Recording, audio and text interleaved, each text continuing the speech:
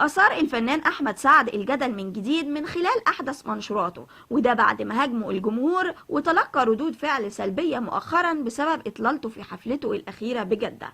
أحمد سعد كان لابس قميص شفاف وحلق، وده عرضه لانتقادات لاذعة. نشر أحمد سعد ستوري ومنشور عبر حسابه الرسمي بموقع انستجرام، وكمان على صفحته الشخصية بفيسبوك، وكتب فيها اختياراتي مدمرة حياتي. انقسمت الاحتمالات حول تفسير الجملة دي.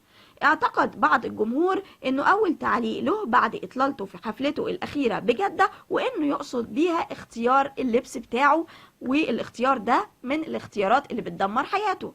والبعض قال انه بيقصد بيها سمية الخشاب، ويقصد ان سمية الخشاب كانت من الاختيارات المدمرة لحياته، وخصوصا ان سمية الخشاب بتصطادله الاخطاء، وفي كل غلطة بيغلطها بتعلق عليها. احمد سعد فاجئ الجمهور في السعودية بحضور اخوه الفنان عمرو سعد، وعلق على ظهوره وقال ان هو وعمرو هيعملوا اغنية سوا، وانتوا اول ناس تسمعوها على الناس اللي كانت موجودة في الحفلة. والاغنية دي اسمها شكلك عامل عاملة، هي اول تعاون غنائي بيجمع بين احمد سعد واخوه عمرو سعد.